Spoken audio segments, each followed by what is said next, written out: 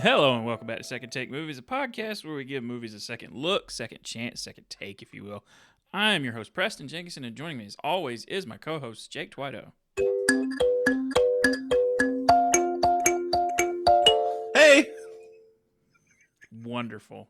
yeah, hey, 2026, we're doing it right, baby. Makes such a wonderful sound. Oh, you know what? It is. Happy. It is a little pleasant. It's a little pleasant. Look, guys, welcome to the happy hour with Jake and Preston, where we're just going to be soothing you with mellow sounds at 432 hertz. I don't like that term, soothing. Yeah, I felt really weird when I said it. I kind of needed to go bathe. I feel gross. We are back in 2026 with Dune. Yeah, Dunny. Dune Man. or Dune? Dune or Dune? Dune? I think I could Dune. That's Dune. the French pronunciation, right? Dune Villeneuve, directed by Dune Villeneuve. I didn't ask you. Which one were we supposed to watch? The first one. To 1984. No. This is going to be an interesting discussion. I'm just kidding. been working on that joke all week, Preston. I kind of had a feeling that might be coming. I don't. Oh, I was ready. Hey, you know what? Here's my sequel. My summary of this movie. Big movie, big budget. It looked like it. It sure do. Yeah. They gave Denis some money and he ran with it. Go ahead and give the real gist of this sucker.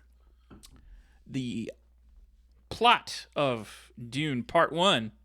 Paul Atreides arrives on Arrakis after his father accepts stewardship of the dangerous planet. However, chaos ensues after betrayal as forces clash to control melange, a precious resource. The spice melange.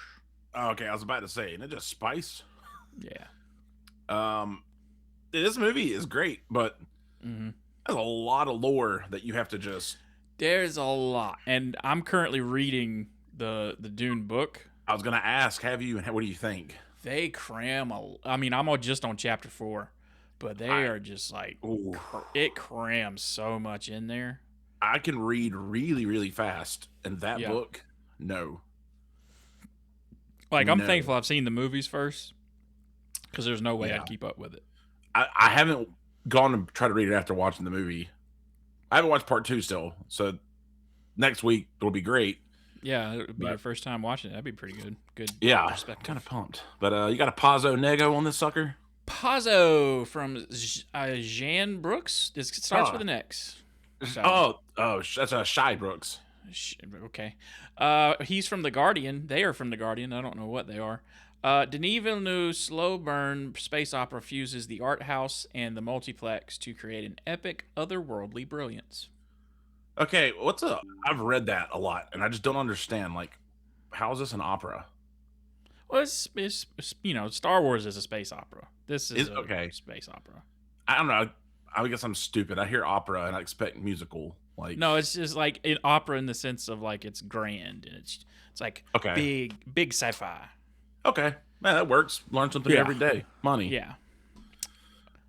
The negative from David Ulrich from IndieWire. In the end, Denis Villeneuve was all too right. Your television isn't big enough for the scope of his Dune, but that's only because this lifeless space opera is told as on such a comically massive scale that a screen of any size would struggle to contain it. That's a lot like saying, man, those Lord of the Rings movies, they're pretty intense. They're pretty great, but, guys, a little too good of a movie, if you know what I'm saying. Just a little too good. And that was the most negative thing I could find because everybody loves this movie. I was curious. Normally I don't look for anything negative before we start, but I was curious, like, what do people actually say? And I didn't read that one, but that was one thing that's heard, like, it's too grand. And my complaint, too, is like, dude, 5 minutes into this movie, it's overwhelming. It's a lot. Yeah, but it doesn't explain. Which I love about it is that it doesn't explain everything to you. No, and I enjoyed it. I was like, yeah, I'm on board with this. Let me go. That's my criticism of the book so far. Is like, it's describing way too much.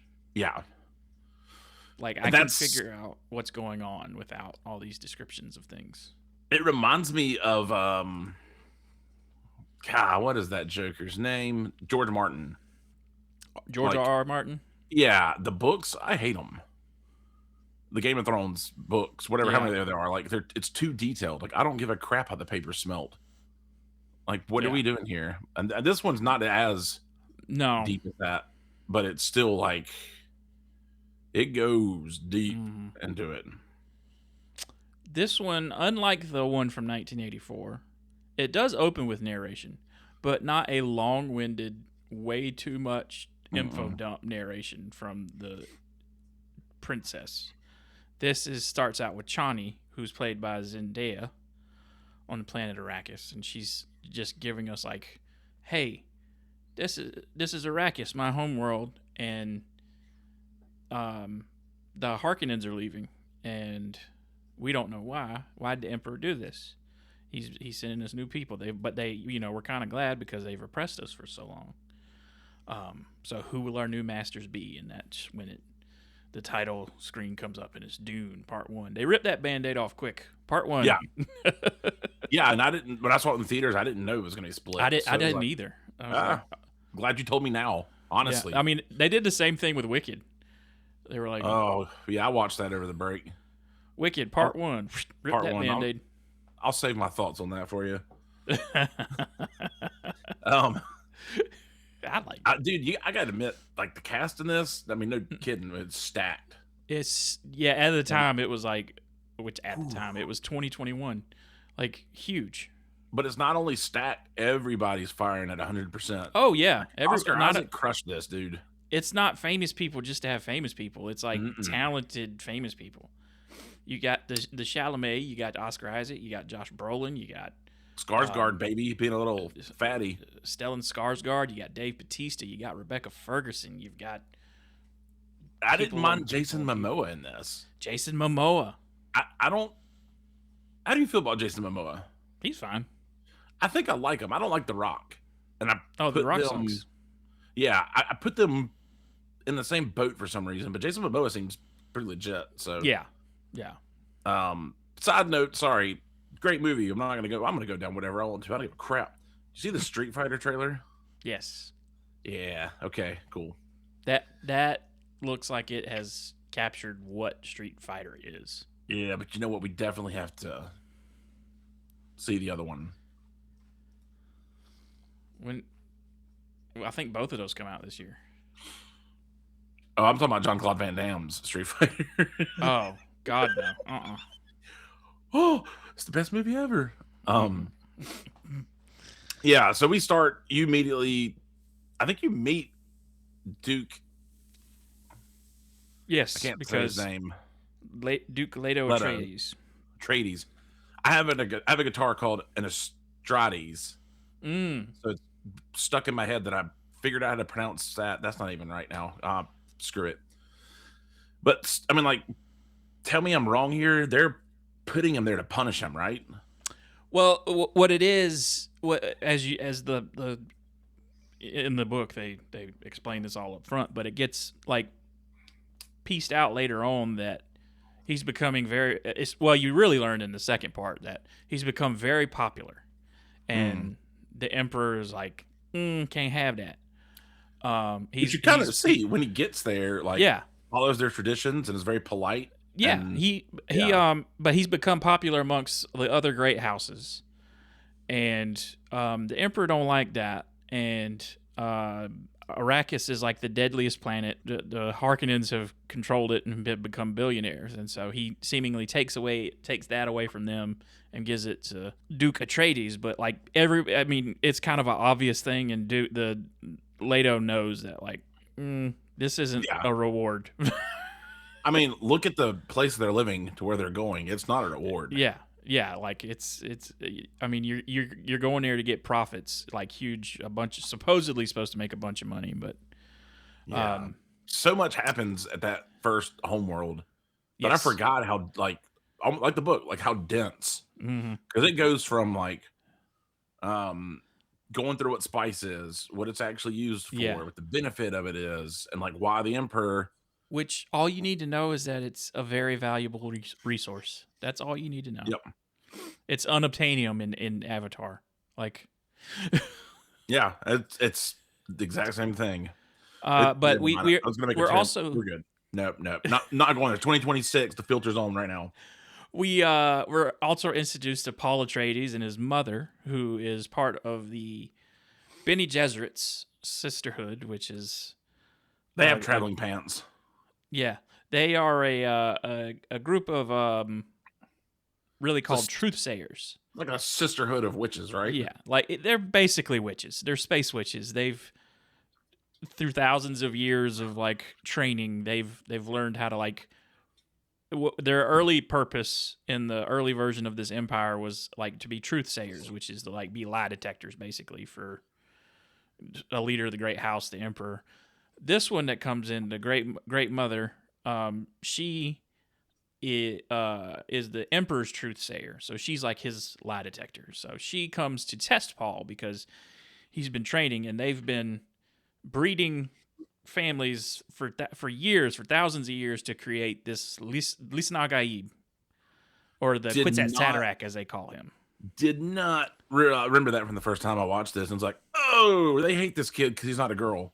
Yeah, but like there is like their plan is to create a man that has the powers of a Bene Gesserit that can look forward, backwards in time, and unlock like ancestors' memories, and also see into the future to lead humanity to a great tomorrow. I just realized Lady Jessica, that's not his wife. That's just his concubine, right? That's just his concubine. Yes, because he says Okay. he should have married her. Yeah. She is part of the Bene Gesserit. She is actually the daughter of this mother, but she doesn't know that yet. We don't know that yet. Okay. Yeah.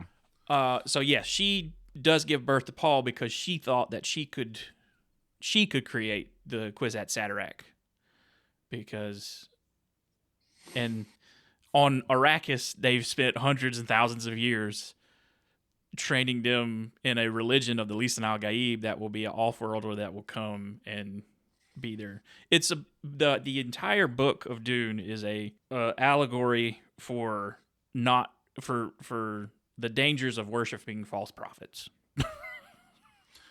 Yeah. That's what, not knowing part two or anything else, I was like, I feel like this is what Yeah, they're aiming at. because the instinct when you first watch this is like Paul Atreides is going to be this great hero with all this power, but the way he wields that power in the second part and in the what's going to be the third movie, Dune Messiah, is Oh, there is a not third great. one?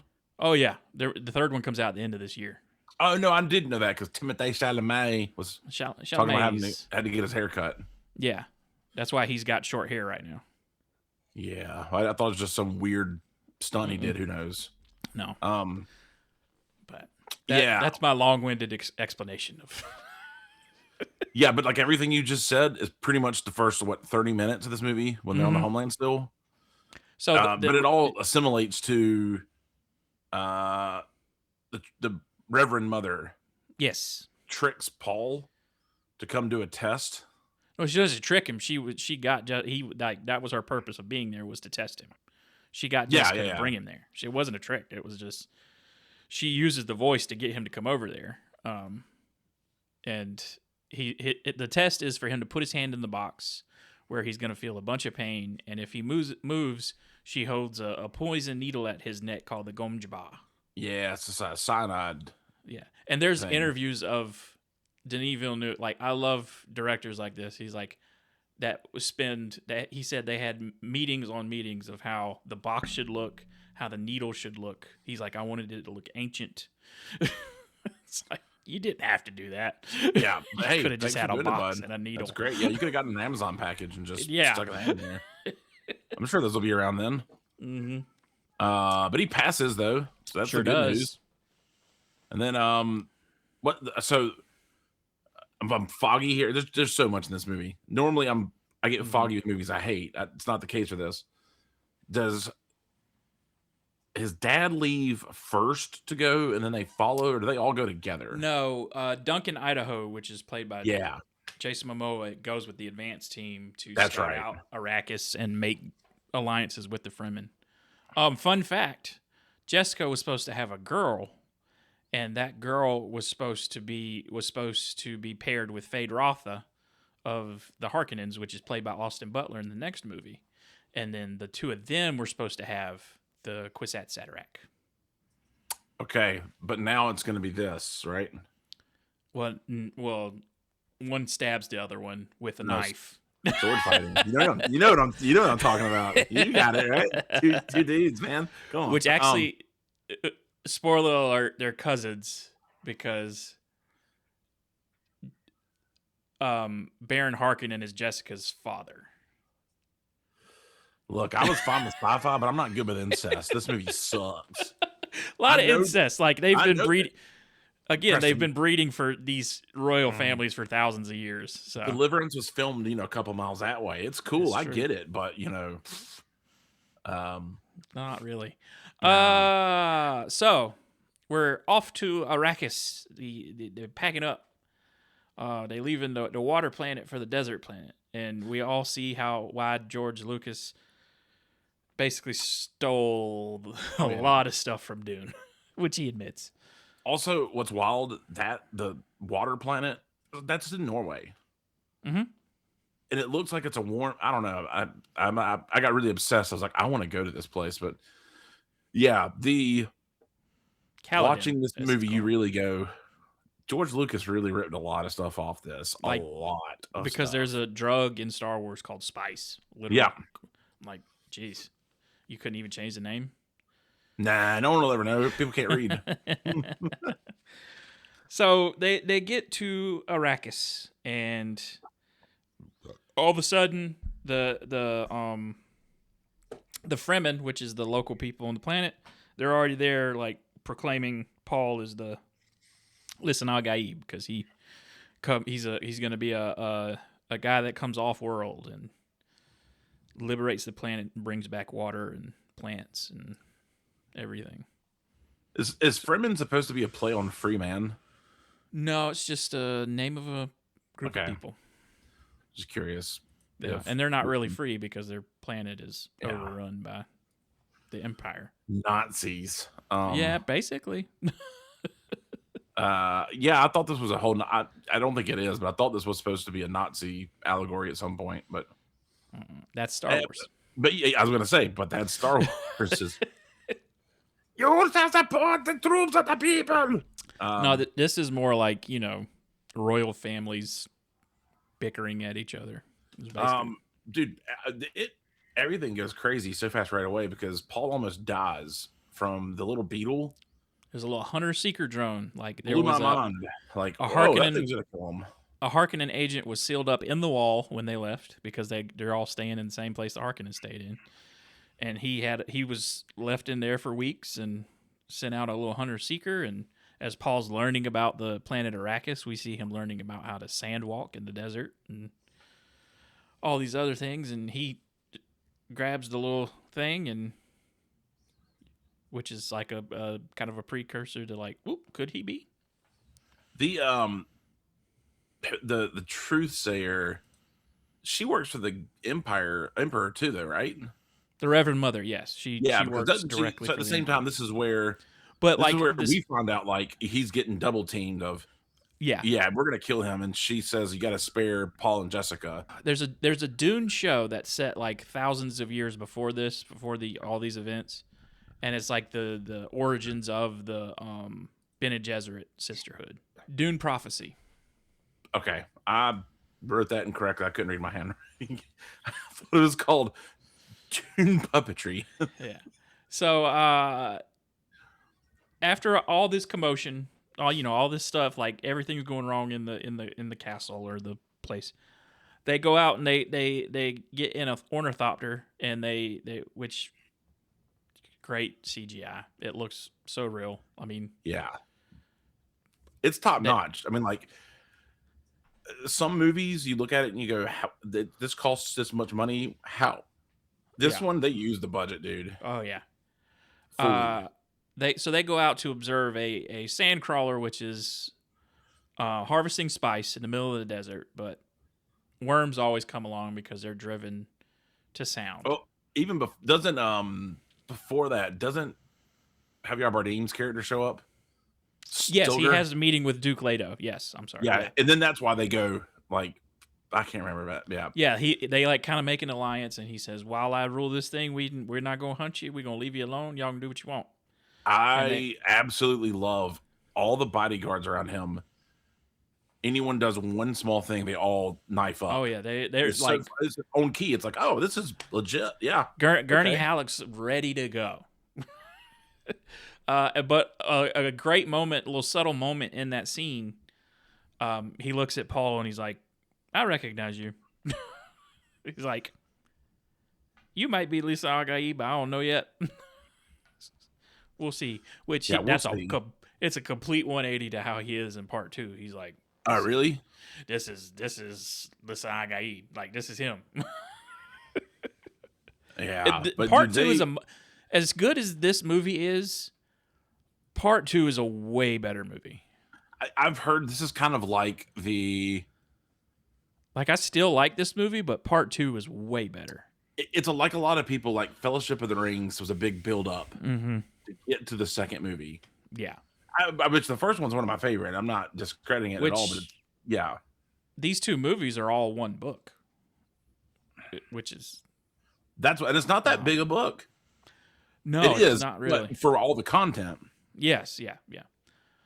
And and before we go out to look at the Sandcrawler, he shows up in his still suit, and there's a judge of the change, Dr. Liet Khan, who has been living with the Fremen for years, and she recognizes the signs of Paul, of the Lisa Nagai in Paul, because like she like mutters like, he'll know your ways without ever have been one of you, or something like that. And because she's like, how did you've worn a still suit before? He's like, no. And she's like, how did you know to lace your boots like that or whatever? And he's like, just seemed the right thing. But yeah.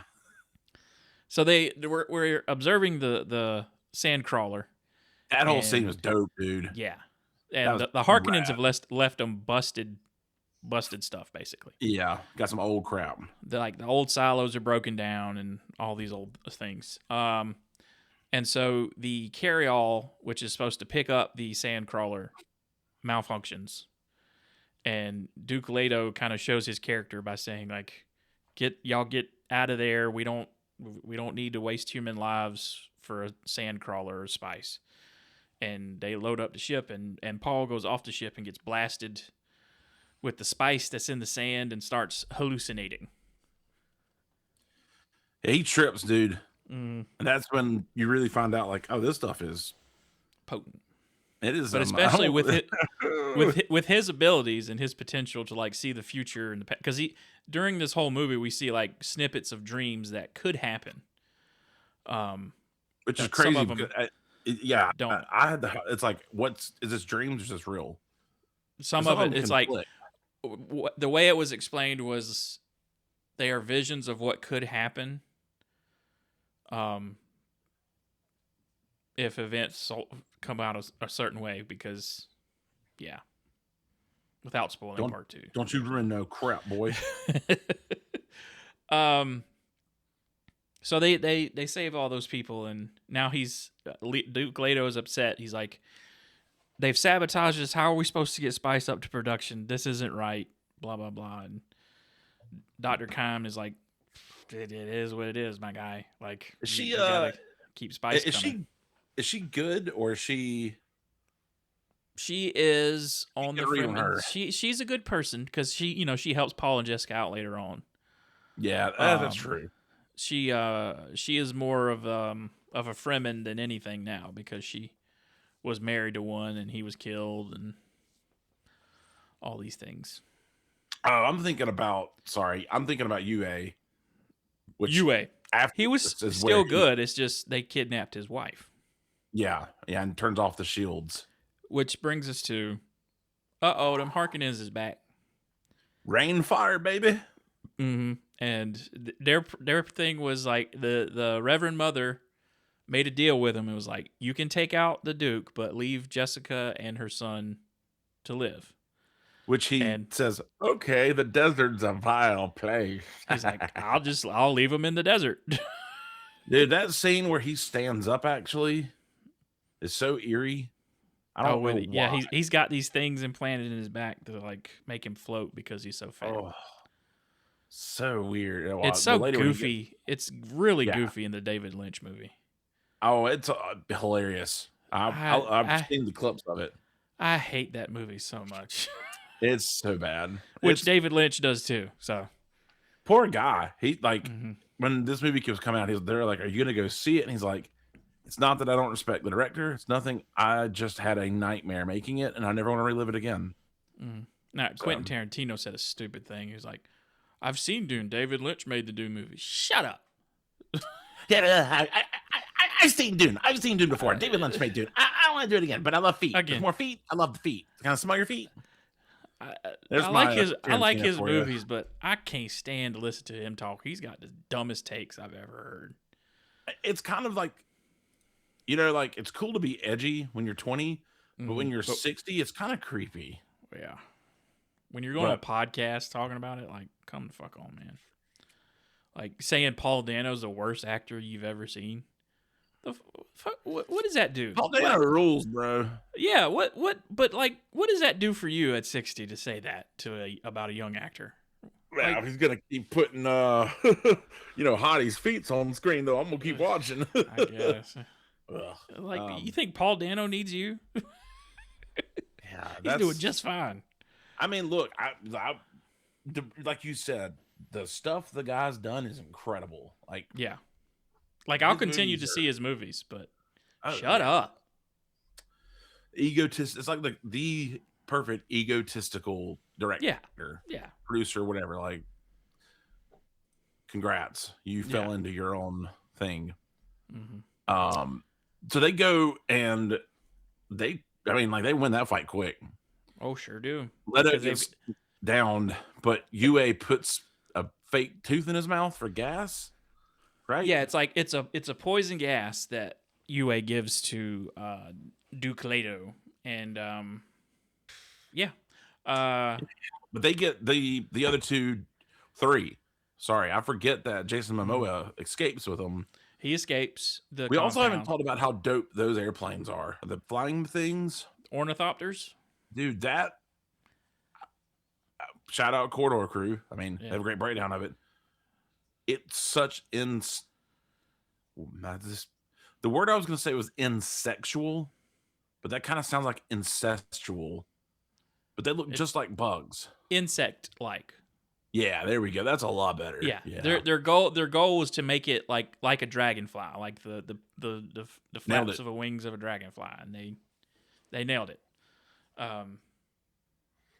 So Paul, the Duke poisons the Harkonnens, but Vladimir lives. Vladimir Harkonnen, of course. Yeah, he got a lot of fat to protect him. Lives, and he's got that gross mud bath. Yeah. Gurney Halleck and after this is the night of the attack that the Emperor Sardaukar comes in and wipes out some folks. Gurney runs into battle with his crew. We don't see him till part 2. And Jason Momoa flies off into the desert to find Liet Kyne and the thing. And Paul and his mother are kidnapped by 3 Harkonnens to be taken into the desert and killed. Paul uses the voice which is like just a Jedi mind trick to No, Paul or does his mom? He does, and then he gets one of them to loosen her Okay, gag, yeah. and You're then right, she you're uses right. the voice to get them to kill each other, and she tells him like your pitch was forced. You're good, but you're not that good, basically. And So you're telling me she's Yoda, pretty much, or is she Obi-Wan? I don't know. Yeah. Well, so they do get somewhere, wherever that sanctuary is. I guess it's the doctor's place. Yes, they make their way to the doctor where Duncan, Idaho is, because Duncan, Idaho flew immediately there and was like, "What the fuck was that?" Yeah. What happened? So they escape the Harkonnens because Also, Duncan, Idaho. Yeah, dude. What a great name! I mean, all these characters have these like it's a 60s sci-fi. It's like, this big elaborate, Baron Harkonnen, Leto Atreides, and then Paul Atreides. and then I'm Potato Duncan, Man. Idaho. They also make it that Paul and his mother make it there after they crash a thing and then put still suits on, and well, no, that's after they get out of there. But like they make it to this sanctuary place, and Liet kind of is like, Paul comes up with a plan to like, hey, I'll marry the emperor's daughter. Yeah. To show like, hey, I'm still alive, but we can make this all go away if I marry your daughter and you make me emperor. Yeah, because he's going crazy too, because he's surrounded by all the spice and and that's all like those visions are activating hitting him. he's getting way more visions, and because he sees a holy war which is to come, which in his father's name that Paul and the Fremen go throughout the galaxy slaughtering a bunch of the royal houses, I'll call them, which we haven't seen yet in the movies. Okay. So But they get before they get anything, the Sardaukar, I can't pronounce this crap, dude. found this place. They that drop in scene when they rappel down, for a movie that has 5% action, the 5%'s done so well that you forget the rest of it's just exposition. Mm-hmm. I mean, it's like, oh yeah. Paul and his mom make it out of there, and Duncan sacrifices himself. Sure does. To the Potato Lords. But he comes back. Not in the second movie. Not in the second movie. Do they fly? Yeah, they fly Ornithopter out of there, but in the chase they lose a couple of wings, and the Harkonnens think they got him because they just blast a missile into a sandstorm and take off. But Paul flies through the sandstorm, crashes, and then we're winding down here. This movie comes to an abrupt stop. I mean, in the theaters, I sat there and went, "That's it? That's where this ends?" I was like, because it seems like some bunch more is going to happen, and I remember being like, "Damn, it's like 2 hours in. What the fuck what else we got to do?" Yeah. Well, they call the sandworm to come take care of all the people, and that's when you figure out like the grenade thing will like, oh, these Fremen know what they're doing with. And then as Paul and his mom are walking doing the sand walk across the desert, sandworm comes up and they have to run to some rocks. And then it like stops and stares at Paul for a moment. I remember when I first saw that in a trailer, I was like, that's a butthole. Oh, it's a big butthole. And you know, a lot of people got those popcorn. Oh yeah, that was the second movie where they got that popcorn. You're just fingering buttholes to eat your popcorn, bud. That's real corn eating, if you know what I mean. It's a real cornhole, you know what I'm talking about. I do not like this at all anymore. I love it. But they are found by the Fremen, specifically Harvey Bardem's character. Hold on. I don't remember it. Yeah. Oh God. Stilgar. That's right. Yeah, Stilgar. The group of Fremen surround them right there, and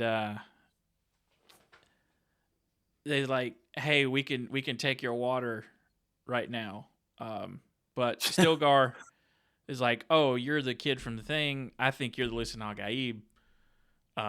She's too old to learn, so we're gonna do a little fight to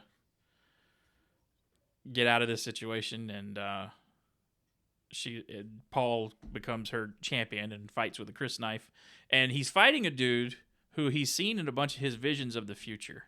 Jameis, and that guy's great, by the way. Babs Olasukumanakun. He's Nigerian. I can't pronounce that. It's close, but in the Ministry of Engineering Warfare, dude, he was. That's right. He was really good in that movie. Yeah. Yeah. But Paul kills him, and so that lets you know that his visions are like stuff of the future that could happen, not necessarily what's going to happen. Yeah, and he does try to keep him alive. Mm-hmm. But he doesn't understand. He's like, yield, and like Stilgar's like, has he killed somebody before? And he's like, he's never killed before. And he's like, there's no yielding. You get there ain't but one way out of this. You got to kill him. He kills him pretty quick too. Like, yeah, he doesn't think about it. He's like, oh, that's my option. All right. Yeah, Paul's been training with Gurney Halleck for a long time, so he's just like shank. But then, and so they join the Fremen, even though Jessica hates it, they and he's go like, off "I'm into gonna the make desert. peace with Yeah, this." and then they go off into the desert, and there's so much potential for part two. We're gonna harness desert power. I'm gonna ride a butthole all the way to the Sure sun. is. Yeah. Good movie. Great movie. It's like an 8-8, man. It's like an 8 for me. Yeah. Yeah, it was great. Like I can't really say it's a real problem. I mean, I only think it's just so much content. It's just Yeah. so much to try and unpack. Other than that, it's There's a lot. shot so well. I mean, well, Denis wanted to shoot part 1 and 2 back to back because he knew it was going to have to be 2 movies. Mm-hmm. But at the time, this was like 2018, 2019, because it Yeah, was and then supposed to come COVID out in hit the 2020, delay. and then COVID hit, and I don't think Warner Brothers was quite sure whether it would do anything at the time. It's kind of a cursed movie, you know? Like, Yeah, because it was supposed to come out like December of 2020, and that got pushed. Then it got pushed to like May of 21 or 22, something like that. yeah, Neil Blomkamp was supposed to make it in 2009, I which feel like he was attached to a bunch of sci-fi stuff around then. yeah, you know they're making another District 11, right? Or District 9? Really? Making the sequel to it. I believe it when I see it. It got announced. Yeah, I will too. I swear it's probably going to not happen, but Uh-oh. No signal. Battery exhausted. probably. No I signal. bet that just happened. Death. All right. Well, that's fun. No one can see my ugly face now. Ha ha ha ha ha. So, yeah, that's Dune Part 1. Yeah, it was great, man. So we move on to what are we watching, what we playing, what we're reading, what we doing? Yeah, What's I watched Wicked. Yeah. I hated every second of it. I love that movie, dude. I love the music. The music's great. It's not, I mean, yeah, it's not the best movie, but Defying Gravity gets me every time. The music's great. I just can't. I don't know what it is, man. I can't get past how much the actresses creep me out. I'll be honest. Yeah, they did a lot of weird shit. And, Yeah, I don't mean to be rude or anything. It's just like, God, every time I look at you guys, I'm just like, ugh, I got the heebie-jeebies on this mess. Yeah, that's fair. Yeah. Trying to think of anything else big. I mean, that's honestly probably it. I'm gonna watch Tron soon. I think I'm gonna bite the bullet.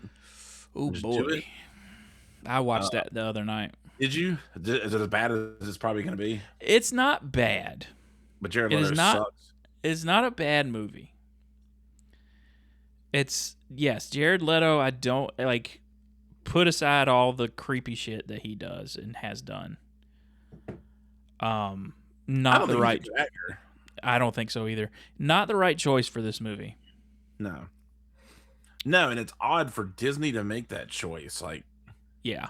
Well, I mean, he was the one that was spearheaded this whole movie and was like a producer, and because he really loves Tron, and so that's what happens when creeps and weirdos are.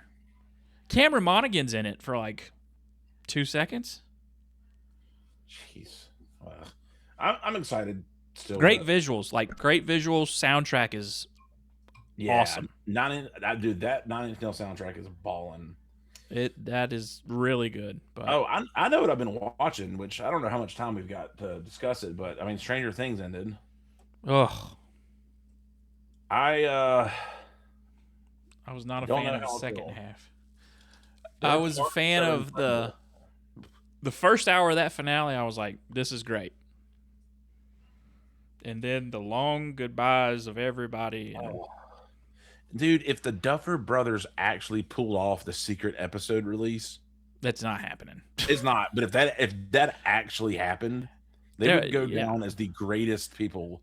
There's no way they could hide that. No. Well, dude, how funny is that though? Like, too many people are so informed that they could look at Netflix's code and like see something.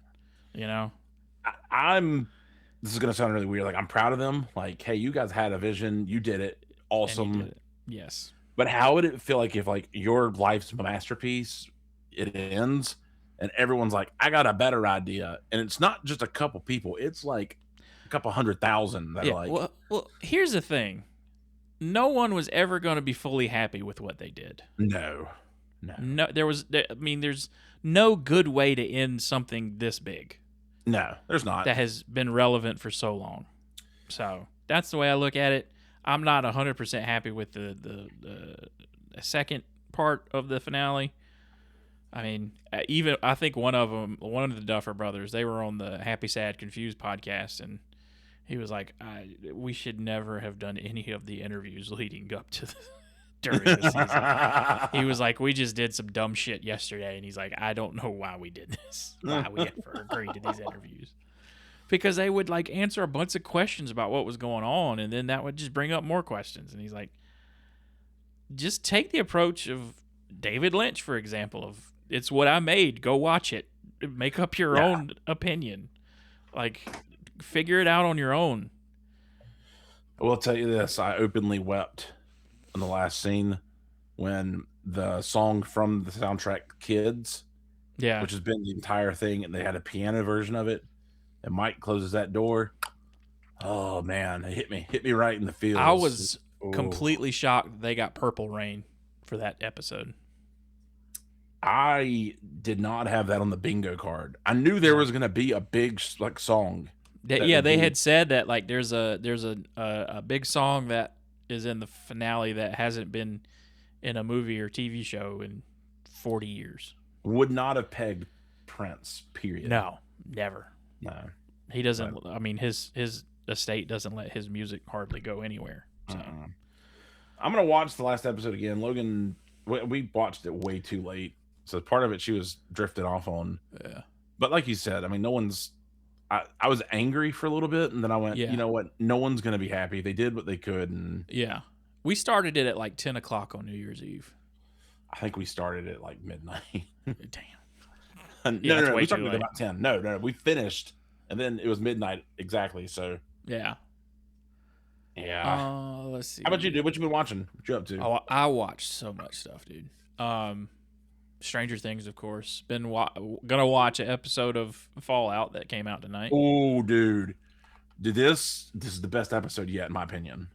Oh, you've seen it? Oh, dude, yeah, it's we're diving in. I mean, it is. Gotcha. Yeah. What else? I watched One Battle After Another. Oh, how was it? Great movie. Oh, I need to watch that too. I need to watch that and Mickey 17 or whatever. Mickey 17 is very good. I saw that in a theater this last year. What else? Oh yeah, Good Fortune. With Keanu Reeves, Aziz Ansari, and Seth Rogen. God. Yeah. Was it funny? Great movie. Hilarious. I need to watch that too.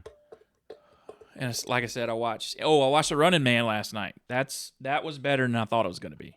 That's on my list. I was scared. Like I read some of the reviews, and they weren't very positive.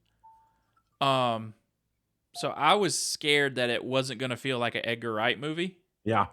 And it almost felt like that until like the opening credits of the movie, if that makes sense. Like the way it's like done with music and how it's shot. And I was like, okay, yeah, this is an Edgar Wright movie.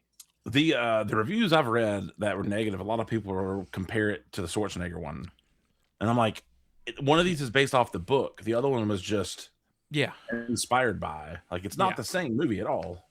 This one is more from the book. Yeah, I need to. I forget that. I'm so behind on new movies, man. The Long Walk. I watched that too over the break. I loved it. I did too. It was harsh. I mean, yes. Very, very cynical at times, but like. But talk about like what a phenomenal arc. Oh god, it was so good. Yeah. So yeah, that's pretty much.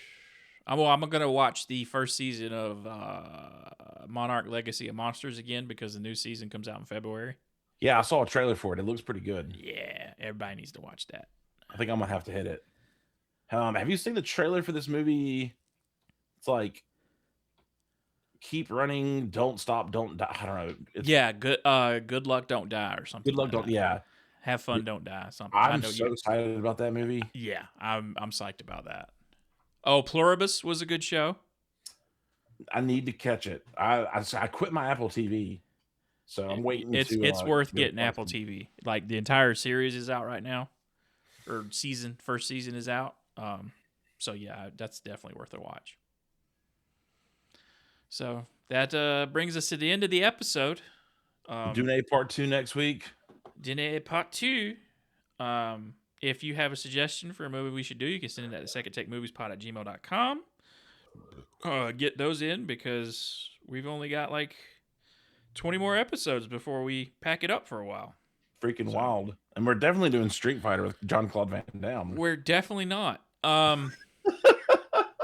You can follow us on Instagram. You can subscribe to the YouTube, leave comments and reviews wherever you can. Jake, you got any final words for the folks? Guys, 2026, this year, crap your pants. Crap your pants. Turtle parties, baby. So we'll see you next week with Dune Part 2.